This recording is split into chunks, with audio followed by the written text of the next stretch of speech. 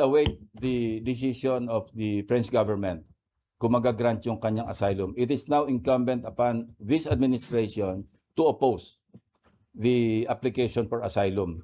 Kasi hindi naman hindi naman yun siguradong ma-approve eh. Even yung kay dating Secretary Roque, wala naman nakakasigurado na yung asylum magagrant. Kasi kung ang best I think yung best case nila para mag-grant yung persecution. Pero kung ganyan, so challenge ito sa government to really vigorously oppose yung application for asylum. Yung ganun. Sir, sorry hindi ko lang kung gusto niyo sagutin to. Pero may patutsada po kasi si Senator Marcoleta kahapon sa inyo yung tungkol daw sa sinabi parang inahangaan daw niya kayo dati and then parang nagbago daw kayo. Gumuho daw yung kanyang paghanga sa inyo. Alam Inalagay nyo, kayo sa pedestal. noong nasa media pa siya, hindi pa siya congressman, hindi pa siya senador, talagang ramdam ko naman yun kasi pag ini-interview niya ako, nag-express naman siya ng admiration for what I was doing sa PNP. Sinabi naman niya na kinonfide niya kay Senate President na hanga ako dyan kasi walang nakagawa ng ginawa niya nung PNP siya. And I also mentioned that in my speech, di ba? Na more than 50 years, consistent naman ako. So ang sagot ko lang, hindi naman ako nagbago at hindi naman ako kailanman magbabago. Ang nagbago si Senator Marcoleta kasi nawala siya sa hulog. Hindi na siya in sync with reality. Hindi ko alam kung bakit. May pahabol, Camille? Senator, after the privilege speech po, what do we expect? More hearings ba? Magkakaroon ba kayo ng recommendation refund? Or yung refund yung mga nakuhang pera, sir? Nandun na, ginagawa na nila. And how about, sir, yung lifestyle check? Nandun na rin yun, Magre-recommend din ginagawa po na rin kayo? yun ng ombudsman. Thank you, sir. Yeah. Kasi may pahabol sinimpa daw. Pa-clarify, kasama bang irerekomenda sa ombudsman na imbestigahan si Marcoleta? Depende. Sa ngayon hindi kasi pero kung yun nga merong ghost tapos ma-attribute sa kanya, kung meron siyang participation do sa mga kung magkakaroon ng ghost or substandard, he should be treated in the same manner na natrato ibang senador, ibang congressman, di ba? Wala nang special dito. Okay, Mary Man. Sir, ibalik lang po dun nga sa committee report. May ilang questions po kasi nagsasabi bakit daw pipirma kung partial pa lang yung committee report. Ano ba sir yung kahalagahan na mailabas na muna ito before continuing yung hearings ng Blue Ribbon? Importante kasi sa haba, yung complexity saka yung lawak ng sinakop ng investigation, minabuti kong hatiin eh. Kasi imagine kung tatapusin natin lahat, baka abutin tayo ng 1,000 pages. Tapos mas maganda na yung i-parcel mo para get done with yung na-cover. Tapos yung susunod na page, edi i-absorb na lang o masubsum na lang yung partial committee report do sa main committee report, di ba? Yung pag-uusapan na lamang do sa final committee report, yung na-tackle after the partial committee report. Subsum na lang yun. Na-tackle na yun. Okay, last question from Net25. Good morning, Senator. Mar Gabriel po from Net25. Sir, anong chance na mapadalo na natin si House Speaker Romualdez sa next hearing? Hindi, inimbita naman natin siya eh. Pero may interparliamentary courtesy nga, di ba? Na ayaw kilalanin ni Senator Marcoleta. Time-honored nga yun. Maski sabihin pa natin pilitan, dadali namin kung gawin din sa amin yun. Di ba nagkagulo na yung Congress? Away na yung House at saka yung Senate. Saka hindi lang naman, sabi ko nga sa privilege speech, hindi na lang ito practice. Matter of principle. Because nakasama nito sa isang Supreme Court ruling na dapat i-honor yung umiiral na interparliamentary courtesy. Sir, ang sinasabi ni Sen. Marcoleta kahapon sa manifestation niya, hindi raw tama siguro na bigyan pa ng kortesiya kung taong bayan ay tinuturing yung boss ang binastos na ng mga dapat Hindi ko imbitahan. makuha yung gusto niya sabihin. Alam mo, kaya nga sabi ko kanina, wala sa hulog eh.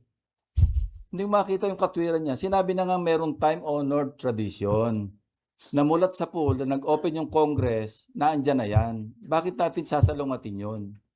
Ngayon, kung gusto niya magpunta, in the same manner that Congressman Chanco and Congressman Libiste appeared voluntarily, then gawin niya.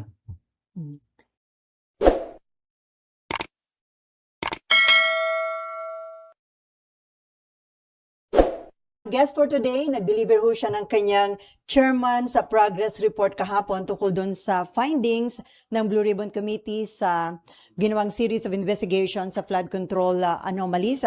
Let us all welcome the chairman of committee of the Blue Ribbon Committee and Committee on Accounts, Senate President Pro Tempore Panfilo Lacson. Hi sir, magandang umaga po. Good morning, Sally. Good morning to all. Yung kahapon, synthesize lang namin yung partial committee report. No? Hindi talaga kasi kung lahat, alam nyo naman, more than 400 pages. So, yun. I'm ready for your questions. So sir, after nyo na ma-present yung chairman sa progress report, ano po yung expectation ninyo? Do you think there will be more Blue Ribbon Committee members na makukumbinsi na po na mag-sign doon sa partial committee report? Hopefully, kasi yung challenge is now on them. Ano?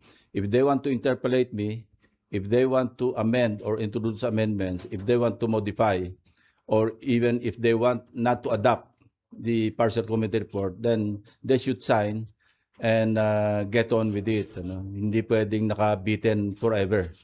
Kailan talaga mayroong conclusion. Now, the reason why I delivered the chairman's progress report and I did it via a privilege speech, kasi hindi naman pwedeng buuin natin yung buong report kasi napakahaba. Yung kahapon nga lang partial committee report lang, pero hati na nga yun. Yung tinapos natin as far as the 7th or 8th hearing, almost 1 hour na eh. So, you can just imagine kung full report, baka abutin tayong 2 oras sa sponsorship pa lamang. So it was done not without reason and intent.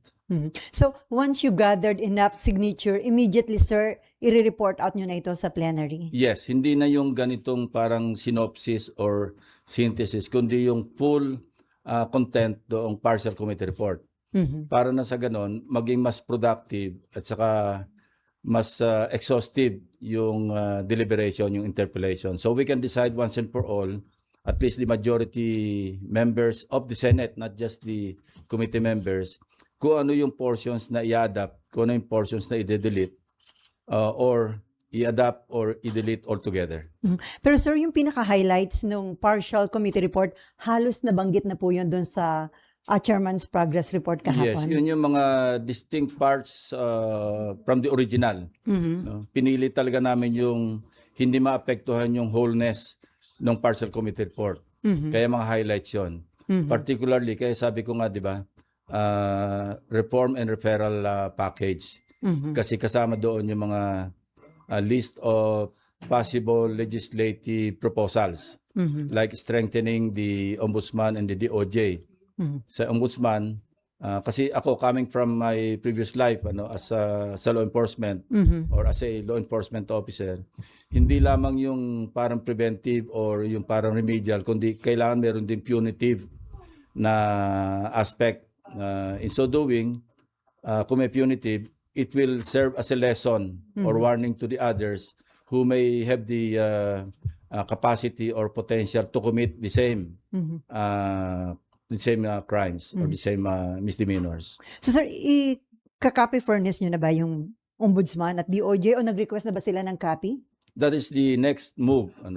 Moving forward, pinaprepare ko na yung transmittal letter to the Office of the Ombudsman para ibigay sa kanila yung lahat, all the pieces of evidence gathered, documentary, testimonial, even the TSNs. Kasi at least now, it is a matter of public record because nailabas ko na via a privilege speech, so nasa record na yan. Whereas before, kung nakatago yung draft committee report at hindi naman nare-report out, wala. No? I might be violating some rules of the Senate. So, isa rin yung reason kung bakit minabuti kong i-report out by way of a privilege speech para magamit naman ng ombudsman o ng DOJ yung mga iba na wala pa sa kanila. So, for now, sir, walang bagong BRC member ang nag-express na ng intention to sign the partial report? Wala naman nag-indicate as of yesterday or as of now as we speak. Sir, according to Senator Jingoy Estrada, hindi naman daw masama ang kanyang loob, pero kung napagbigyan daw siya na makapag-interpolate sa inyo kahapon, ang itatanong daw niya, una, kung alam nyo na daw sino yung mastermind sa flood control anomalies, at pangalawa, sapat daw ba yung isinole ni na dating DPWH Undersecretary Bernardo at Henry Alcantara na ngayon ay mga state witness doon sa flood control anomalies? Kasi kung pinagbigyan ko siya and I yielded the floor, I would be very inconsistent. Kasi sinabi ko na until then, or until I gather the necessary signatures para makapag-report out ako, I'm not yielding the floor. So, tinransfer ko lang yung responsibility sa kanila. Kung gusto niyo pag-usapan natin na masinsinan ito, pumirma kayo. Wala namang masamang pumirma. I cannot understand for the life of me, bakit hindi ka pipirma? Si Senator Erwin niya, di ba? He already indicated or manifested na may mga disagreements siya, but still he signed.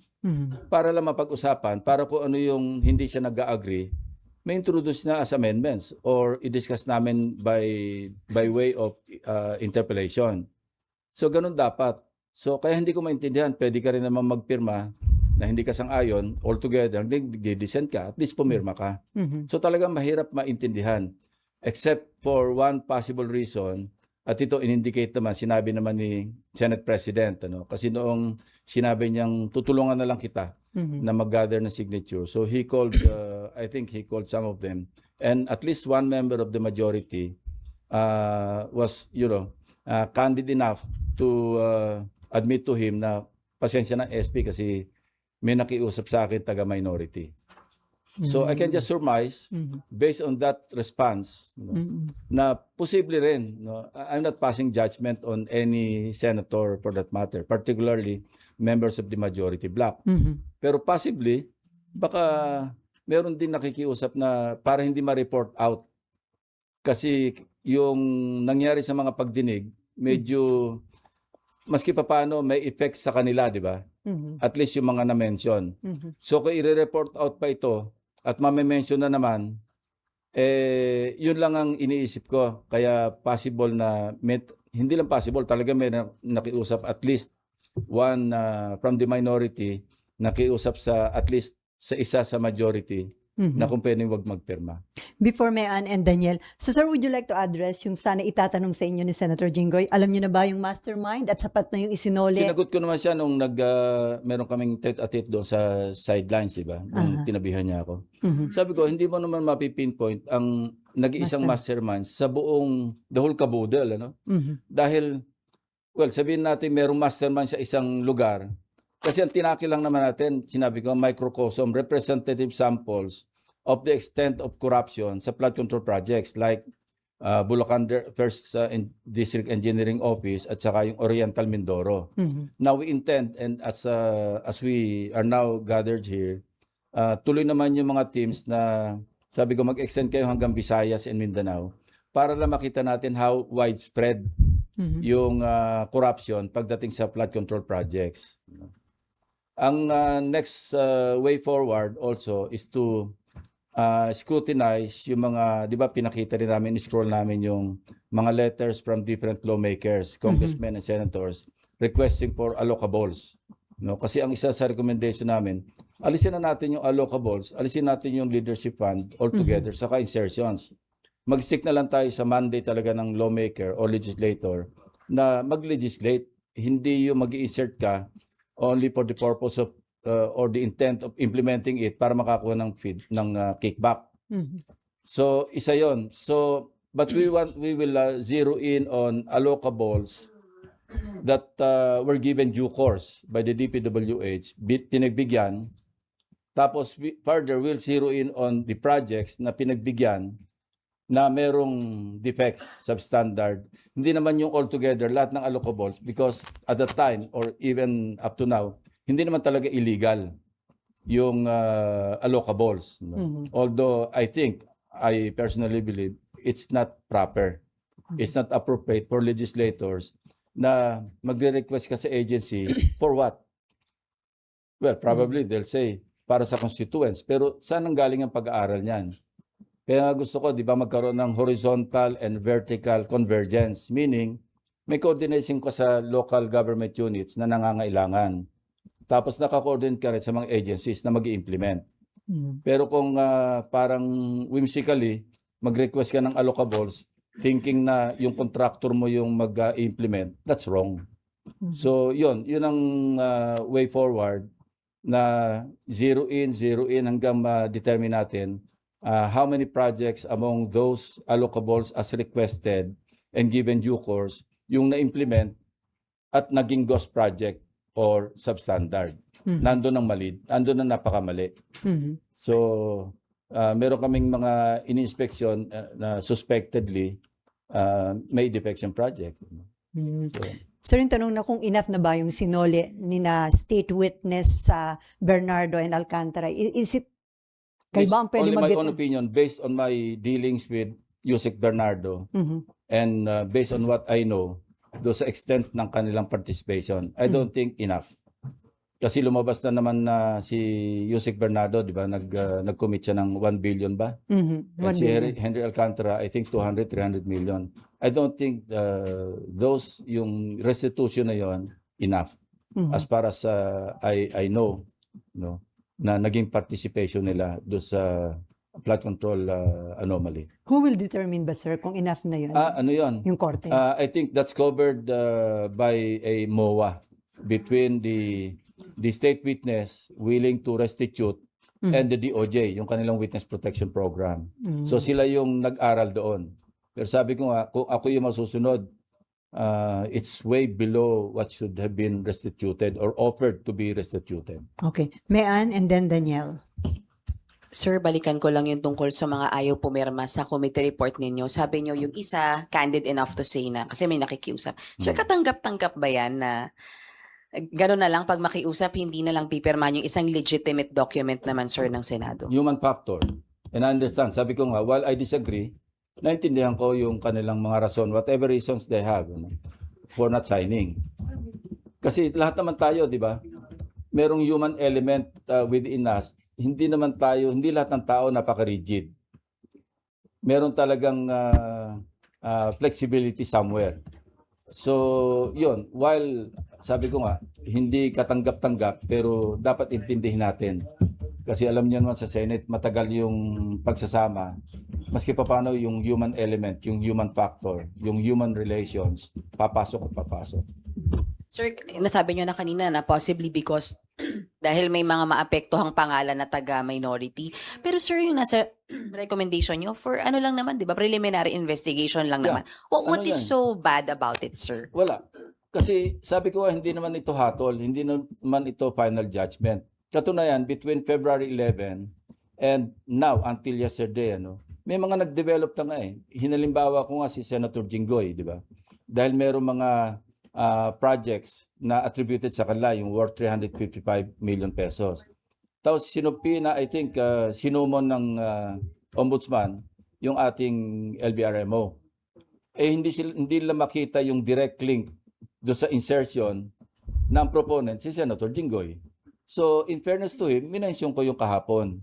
Di ba na between February 11, kaya hindi final ito, there would be some or there may be some developments that could serve as a defense noong mga nabanggit dito. So, nilap namin, recommendation namin for preliminary investigation, further investigation, fact-finding investigation. Nandun naman lahat yun eh. It's up to the prosecutors ng DOJ saka ng Ombudsman, sila mag-determine based on evidence na ipadala sa kanila at saka yung magagather pa nila kung sino yung papilan nila na information. Sir, may we ask, how's your relationship with these senators na kasama sa committee report nyo? Particularly sila Senator Shi, Senator Joel, Senator Jinggoy. Are you in Well, speaking terms or nagkakatampuhan ba, sir? I will not blame them, but I have a duty to perform. Kasi kung puro pakikisama na lang all the way, wag na lang tayo mag-hearing. Di ba? Maintindihan ko naman where they're coming from. Yung iba, parang hunus-dili na bumate. Yung iba, hindi ako kinakausap. But Last na lang po for me. Sir, may we know kung ilang hearings pa and what is the possibility, sir, na makaharap pa si Zaldico knowing na nasa France nga siya, tas nag-iyan siya ng asylum? Paano po ba? we will await the decision of the French government kung magagrant yung kanyang asylum. It is now incumbent upon this administration to oppose the application for asylum. Kasi hindi naman hindi naman yun siguradong ma-approve eh. Even yung kay dating Secretary Roque, wala naman nakakasigurado na yung asylum magagrant. Kasi kung ang best I think yung best case nila para mag-grant yung persecution. Pero kung ganyan, so challenge ito sa government to really vigorously oppose yung application for asylum.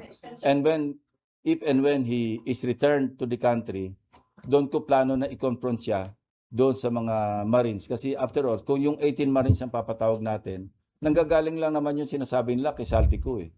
So, there's no point. Pero sir, kasi 'di ba yung pag nag-apply siya ng asylum, habang hindi na bibigyan yon ng desisyon, hindi siya pwedeng pauwiin, sir, 'di ba? Yun yung sinasabi ng Yeah, French Saka government. hindi pwedeng arestuhin. So, I posited a legal question to my staff as we were discussing or preparing the partial committee report, the chairman's progress report. Sabi ko, scenario, what if in-invite natin si Saldico and he agreed and went to the Philippine Embassy in France. Doon siya nag-testify under oath. Question, kung merong mag-move to cite him in contempt of the committee, tapos may mag-move na i-place siya under arrest, can we order the embassy personnel to put him under arrest and detain him there? I haven't gotten a parang categorical answer. Sabi ko, pag-aralan nyo. Kasi it might come to that because since Saldico knows that he cannot be arrested by the French government, but the Philippine government, and mind you, the Philippine embassy grounds in France or anywhere in the world, any country in the world for that matter, Philippine territory yun eh. And kaya nga inoobliga natin yung magte-testify na nasa loob ng embassy para may jurisdiction. Di ba yung sa mga commission on appointments na confirmation hearings, we require them to be present inside the embassy para maging valid yung kanilang testimony. But the question is, this is a different matter kasi merong possibility na mag-contempt at ma-order yung arrest. So, we're still studying that, yung scenario if it comes to that. Ngayon, kung merong police attaché or military attaché na naka-assign do sa French, sa Philippine Embassy o sa France, baka pwedeng doon i-detain hanggang that's outside the jurisdiction of the French government, di ba? French authorities, because he's being detained in a Philippine territory. But that's a good legal question to study. No? And wala pang nangyaring ganyan. So, unprecedented. So, pwedeng novel case ito kung darating sa Supreme Court. Kung valid ba na i-detain siya on orders of the Blue Ribbon Committee or the Senate President for that matter, habang hindi siya nagsasabi ng totoo or hanggang di nalilip yung kanyang warrant na i-issue ng Senate. It's under study. Thank you, sir. Okay, before Daniel and Nimpa. Sir, napansin lang namin kahapon sa privilege speech nyo, hindi nyo binanggit yung names ng mga nirekomenda na isa ilalim sa preliminary investigation, although nasa slides. Yeah, napakahaba eh. Dahil niwasan nyo lang yung Kasi tamagan. nung inoorasan namin, at least 45 minutes, magro-roll call pa ako doon. Sayang naman yung mga 10-15 minutes na guguguling ko. Pwede namang i-scroll. Bahala na kayong humabol. Magtrabaho naman kayo. Akala namin iniwasan ninyo na kahit paano mapahiya yung mga nandun. Hindi naman. Kasi kung gano'n ang hindi ko i-scroll yun. Diba? Iano ko na lang, sabihin ko lang, there are some legislators, both from the Senate and the House. Gaganunin ko na lang. So, yun lang yun. Kasi mahaba, rin eh. Kakapagod. Hindi naman, nakakabawas ng boses eh, nakaka-garal-gal din eh. Okay, Daniel and then Nimpa. Sir, pwede po pa-elaborate lang yung sinabi niyo kahapon para maiwasan yung contractor. Ano po yung nakikita niyo ngayong solusyon? Kasi knowing na Yung marami. beneficial owner, para hindi makapagtago under a corporate veil, Kasi, siyempre, hindi sila yung nakalista as directors. Pero kung magpapasa tayo ng batas na being the beneficial owner, na alam naman na maililing sa kanya yung contractor, yung corporation ng contractor, pwede na silang habulin. Basta malink lang, sir. Basta ma-prove na actually, ikaw may-ari niyan, nilagay mo lang sa kamag-anak mo, nilagay mo lang kung sinong dami mo.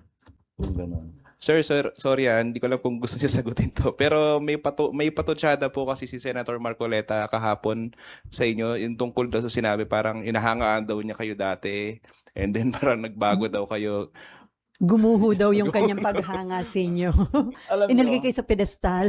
noong nasa media pa siya, hindi pa siya congressman, hindi pa siya senador, talagang ramdam ko naman yun kasi pag ini-interview niya ako, nag-express naman siya ng admiration for what I was doing sa PNP. Sinabi naman niya na kinonfide niya kay Senate President na hanga ako dyan kasi walang nakagawa ng ginawa niya nung PNP siya. And I also mentioned that in my speech, di ba? Na more than 50 years, consistent naman ako. So ang sagot ko lang, hindi naman ako nagbago at hindi naman ako kailanman magbabago.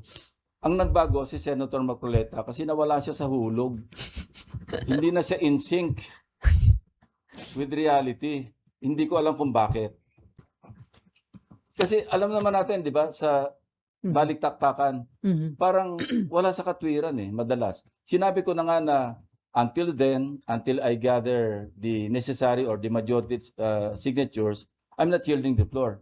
Tatayo pa rin siya, sasabihin niya na unusual. Sana kung nag-aral siya, nagbasa siya sa Senate Archive, na hindi unusual yon.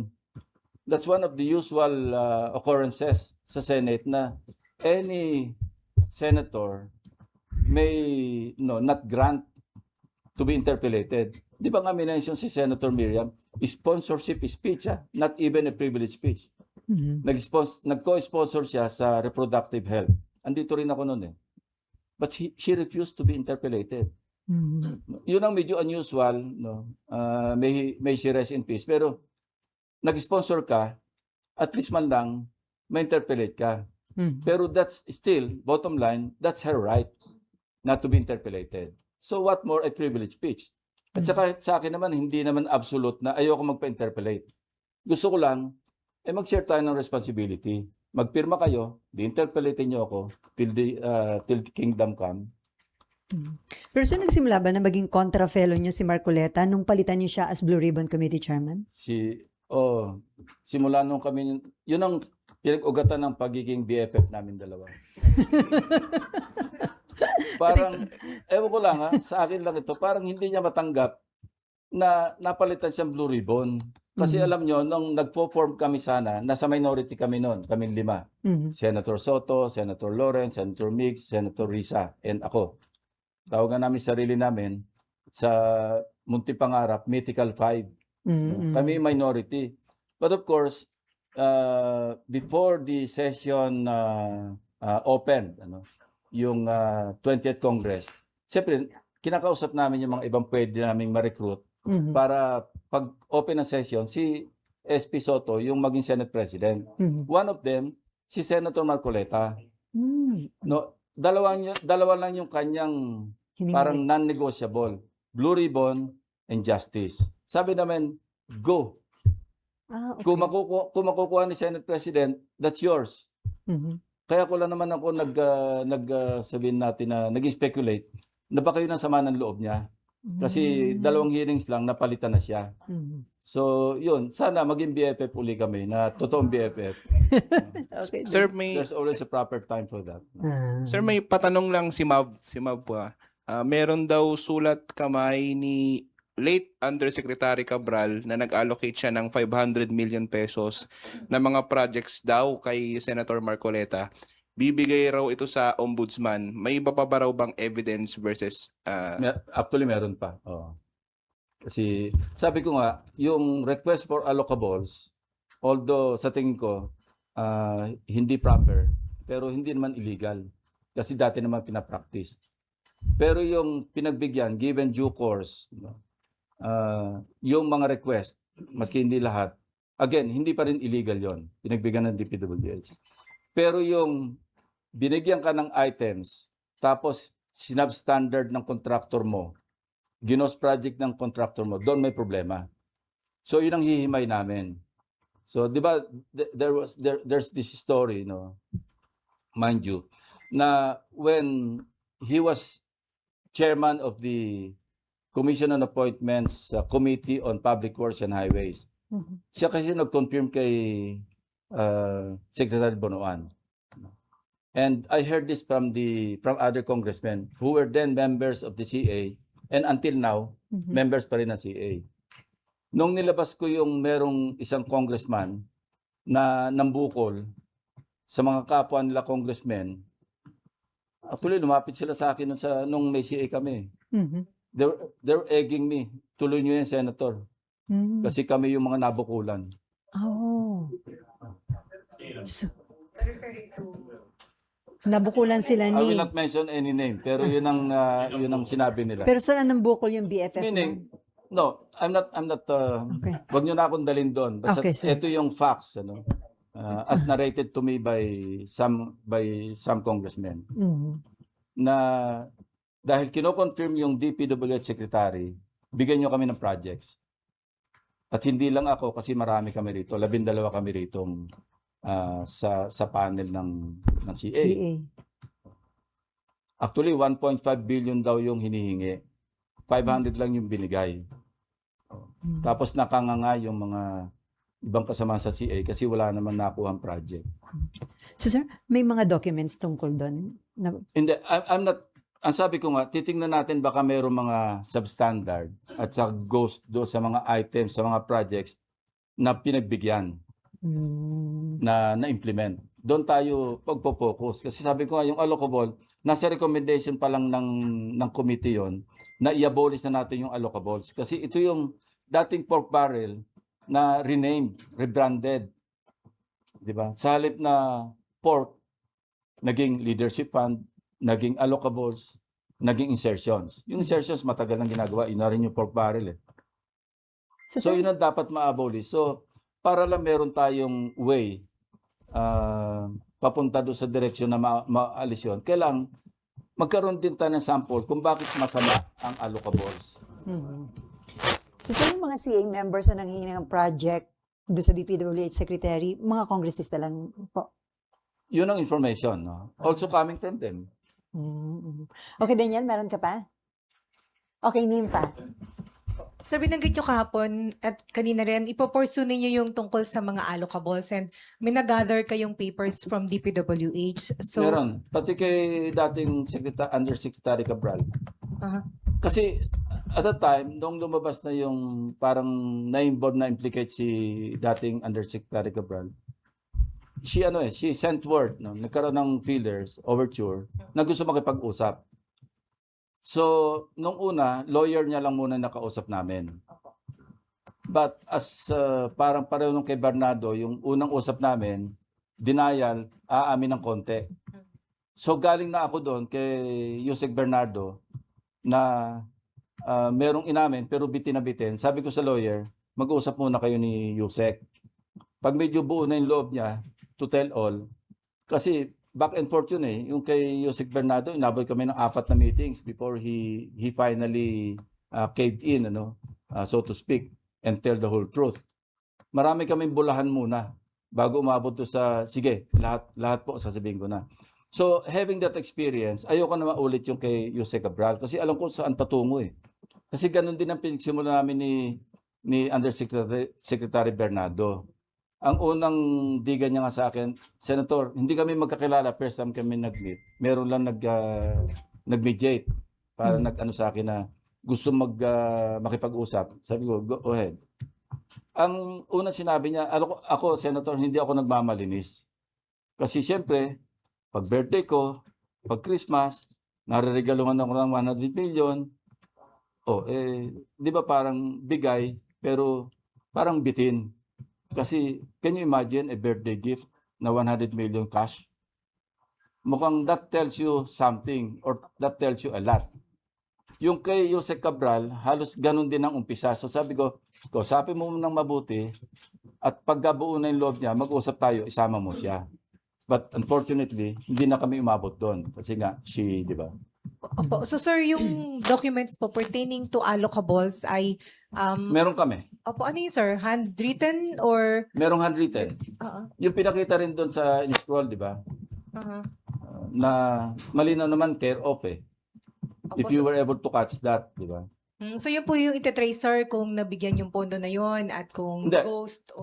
Kung napagbigyan, obviously, napagbigyan, care of na eh. Apo, okay. Ngayon, yung projects na yon may listahan. Mhm.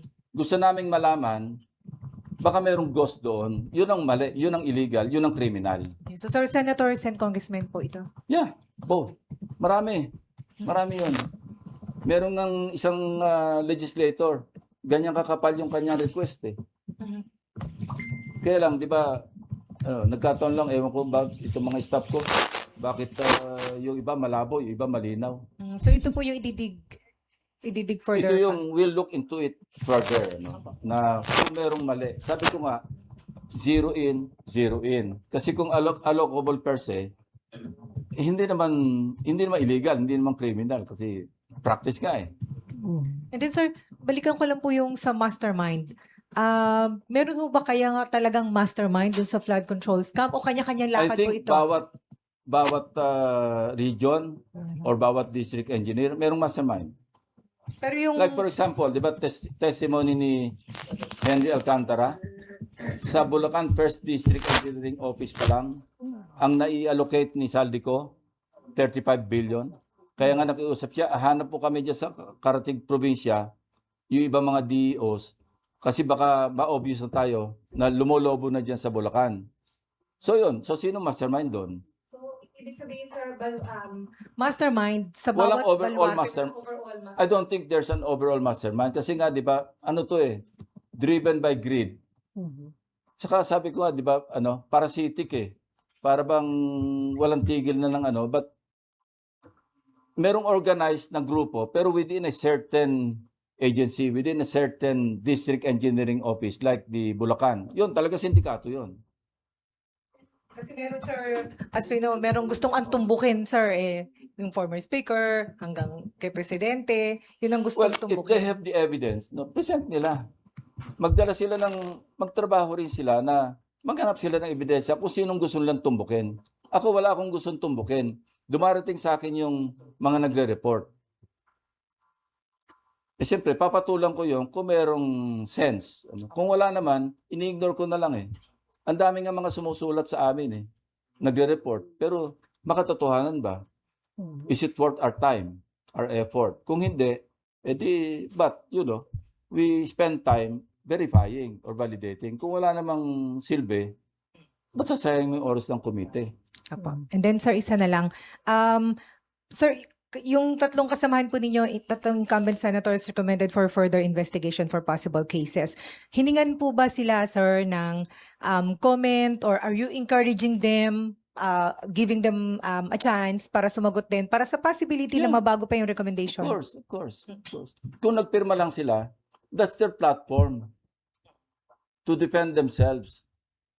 Habang nag-interpolate, di sabihin nila, hindi totoo yan kasi ito, kaya baka pwedeng strike out natin dyan sa record ng committee report or partial committee report, yung portion na ako nire-recommend. Di ba Walang mas naging- mainam yung ganon? Walang naging ganong request, sir, na from the three. Wala. Kasi kung umabot kami sa interpellation, sa amendment, at makatwiran yung kanilang amendment, natanggalin mo yung pangalan ko dyan, dahil hindi totoo yan, ito yung aking depensa, at nanalo sa botohan, halimbawa, or na-convince ako as chairman, sponsor, sabi ko, accepted. O di tanggal yung pangalan na sa final, yung sa adopted committee report. Sir, Walang ganun eh. so bukas pa rin po kayo and are you encouraging them? Definitely. You're encouraging them, sir. Yeah, to- gusto natin yung healthy discussion healthy deliberation. Para maliwanagin talaga natin, marinig natin lahat ng sides. Kasi sa amin, based lang doon sa nag-gather namin sa mga committee hearings. Okay na? Okay. Badet and then Marlon. Badet, ikaw. Balik po tayo kay Saldico. Sir, ano pong nakikita niyong kakulangan ng government sa pagkikipag-coordinate sa Interpol? Kaya malaya pong nakaikot-ikot si Saldico sa iba't ibang bansa. Too late the hero. Masyadong delayed yung reaction. And again, I cannot understand why the Secretary of Justice would go there himself. 1 week or how many days later, after the discovery na si Saldico was apprehended by German authorities and turned over to the Czech Republic authorities. Dapat yon agad-agad at first instance na na-discover, di ba dapat tinawagan natin yung embassy kagad doon? Alamin nyo kagad, nasaan, anong problema, kailan maiuwi. I think that's one parang shortcoming na nangyari rito. Pero hindi indication yun, sir, na hindi sila serious or sincere dun sa... I don't want to comment on that, but yun ang nakita kong shortcoming kasi why did it take that much time before they actually exert effort para alamin man lang kung nasan si Saldico. At saka yung Interpol, ang tagal na yung request na yan eh. Mhm. Dapat yan, kasi nakita ko doon yung bagong PCTC, ng transnational. Late na rin siya eh. Kung noong sinabing si Saldico, apprehended nando sa Czech authorities, apprehended by German authorities, dapat lumipad na yung PCTC o nag-coordinate na sa Interpol. Kasi ng counterpart natin as far as the PNP. Sa NBI, may sarili rin silang parang relationship sa Interpol. Dapat day one, pumunta na yung o nag-inquire ng PCTC at nag-request na ng red notice. Bakit noon lang dumating sa presscon? Kita ko si Prestosa, General Prestosa. Late na rin eh. Mhm. Dapat yun ang pinalo up. Ako nga, nung inisyon ako ng warrant of arrest ni XPGMA, parang a few days, nasa red notice ako eh. Bilis.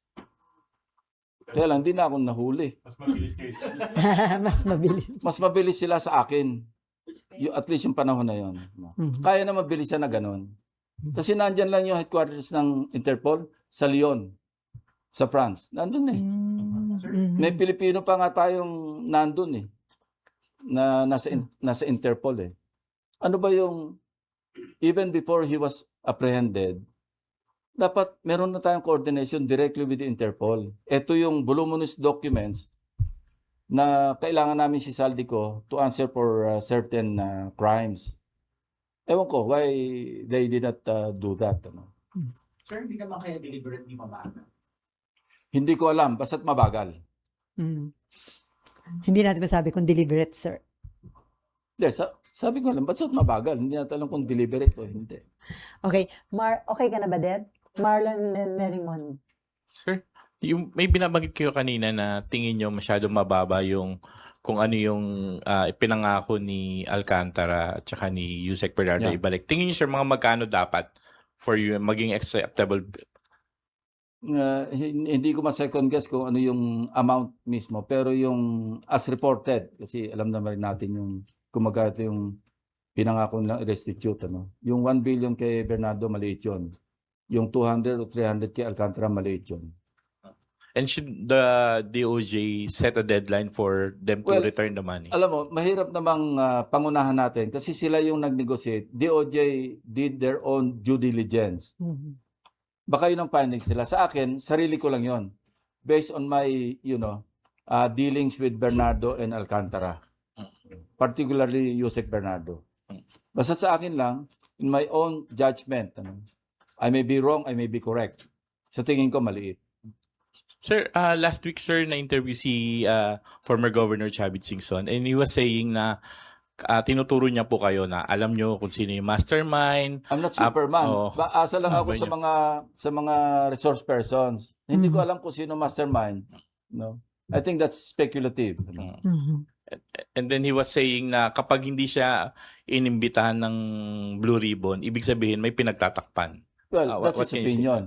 But I'm saying, wala. Open naman ako eh. Di ba lagi naman ako open? Pero mag-present ka na, huwag niyo sayangin yung oras ng komite. Kung meron kayong pinanghawakan, pwede kayo mag-attend. Look, we requested him to send or submit his draft affidavit. Yun lang ang request namin eh. Hindi Wala pa naman rin. nagsasubmit. Sir, Kasi ayoko na maulit yung kay Orly Gutesa na doon mismo sa hearing, kino-coach. Ang pangit ng pangitain eh. Mhm. Mas maganda yung pulido, may hawak kaming o kung sino man ng draft affidavit para tukoy na yung tanungan. Hindi yung nawawala yung page. Tapos iko-coach. Di ba ang pangit sa public? Sir, the special panel of investigators po ng Ombudsman has already recommended the filing of plunder and other criminal charges against Saldico and then former Speaker Yeah. Martin Romualdez, identifying them as masterminds of this scam. Well, probably they have the evidence to, Okay. to support their case, ano. Pero it's up to them. And- Kasi hindi naman limited. Marami kami nasubmit sa ombudsman. Katunayan, yung dalawang privilege speeches ko pa lang, pinauna ko na yung yung file. Binigay ko na sila DOJ, ombudsman, pinauna ko na doon. Hindi pa si Ombudsman Remulla, yung acting pa lang noon, yung dating Deputy for Visayas, siya yung Si acting. Vargas. Yeah, he was here during the budget deliberation. So, dumaan sa office ko, sabi ko, kasi I learned from the AMLAC that they cannot initiate freezing of assets and bank accounts until or unless merong formal complaint na nakapile, at the very least. So sabi ko kay Acting Ombudsman Vargas, sabi ko, bibigyan namin kayo nito para at least maidakit nyo para meron na kayong ground to request AMLAC para mag-issue ng freeze order o mag-request sa CA ng freeze order. Ganun ang nangyari. So even noon pa, hindi ko rin alam yun eh. It was only during our, my conversation with the AMLAC, Executive Director Matthew, at the time, David, nasabi niya, sabi ko, ano ba yung requirement nyo para mahabol natin kasi naghahabol tayo rito. Kasi this is out in the open and baka maalis na yung mga assets. Sabi niya, at the very least, we need a formal complaint na nakadakit sa DOJ or sa Ombudsman.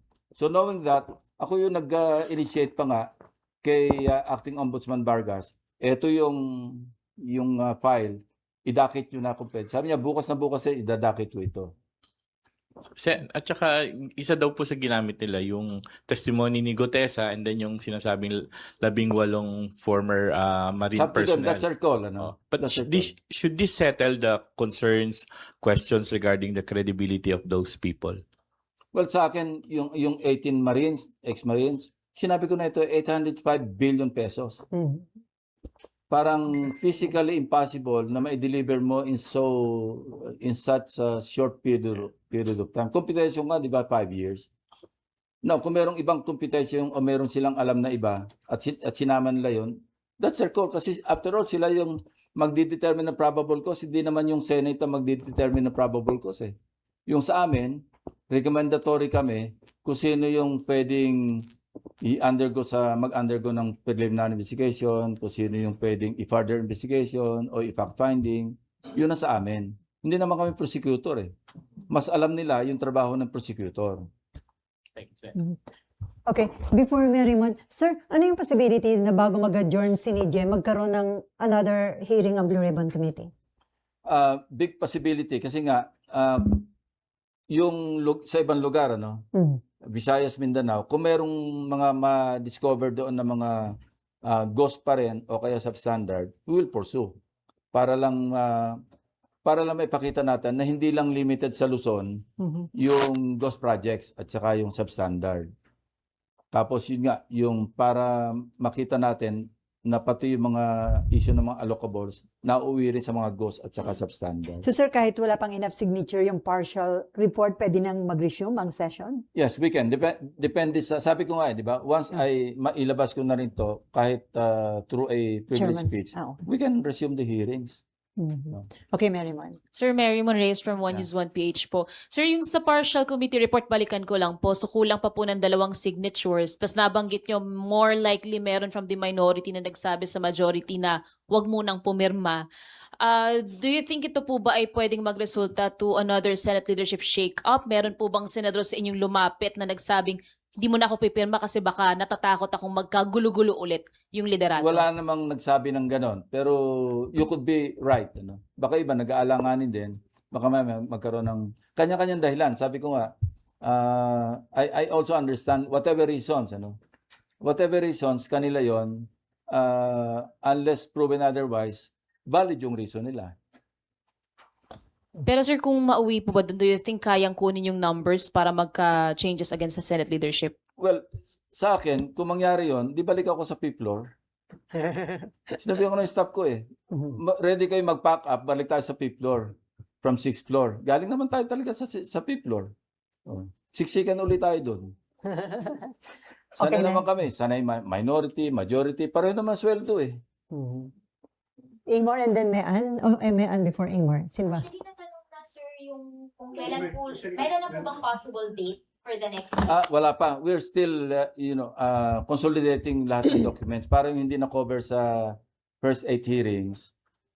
I-pursue natin sa succeeding hearings. And yung allocables nga sir. So, Yeah, balik that's one kung issue. kung makakakuha na ng enough information about supposed irregular flood control projects sa Visayas at Mindanao, Yeah. doon lang po magkaka-next hearing. Yeah. Hindi lang Visayas Mindanao. Kung merong allocables na nauwi sa GHOST at saka sa substandard, we may resume the hearings. Sorry, sir. Before CND adjournment. Yeah, kasi meron pa naman kaming 1 month. window. Yeah. Dahil sabi ko nga, kasi ngayon nag-interpellation, nagde-deliberate sila sa plenary sa House, hindi agad-agad matatransmit yun eh. Kasi assuming na matapos yung kanilang deliberation, so give or take 1 week, so next week, sabihin natin May 14, May 15, matransmit. Hindi naman pagka-transmit, while mag-constitute kami into an impeachment court, hindi naman nag-adult trial eh. May proseso pa yan, may procedure pa yan na papadala mo ng summons yung respondent to comment. After 10 days, papadala mo yung prosecution to reply, di ba? Tapos may stipulation ng between the two panels, defense at saka prosecution, that will take a few days more. So yung calculation namin, kung halimbawang mga middle of May, may transmit, parang nasa mga, I think makapagbakasyon pa kami after ng break May chance pa. na hindi pa magta-trial. May pahabol, Camille? Senator,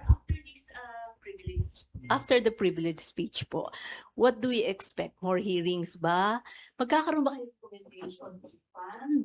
Or yung refund yung mga nakuhang pera, sir? Nandun na, ginagawa na nila. And how about, sir, yung lifestyle check? Nandun na rin yun, Magre-recommend din ginagawa po na rin kayo. yun ng ombudsman. Thank you, sir. Yeah.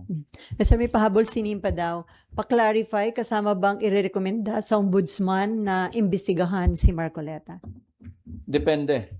Sa ngayon hindi kasi pero kung yun nga merong ghost tapos ma-attribute sa kanya, kung meron siyang participation doon sa mga kung magkakaroon ng ghost or substandard, he should be treated in the same manner na natrato ibang senador, ibang congressman, di ba?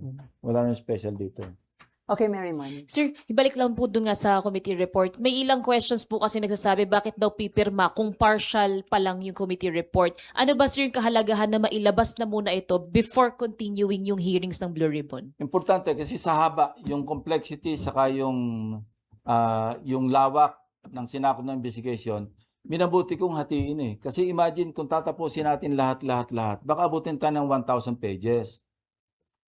Tapos mas maganda na yung i-parcel mo para get done with yung na-cover. Tapos yung susunod na page, edi i-absorb na lang o masubsum na lang yung partial committee report doon sa main committee report, di ba? Yung pag-uusapan na lamang doon sa final committee report, yung natakel after the partial committee report.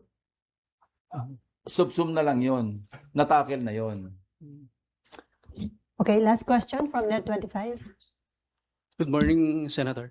Mar Gabriel po from Net25. Sir, anong chance na mapadalo na natin si House Speaker Romualdez sa next hearing? Hindi, iniimbita naman natin siya eh. Pero may interparliamentary courtesy nga, di ba? Na ayaw kilalanin ni Senator Marcoleta. Time-honored nga yun. Maski sabihin pa natin pilitan, dadali namin kung gawin din sa amin yun.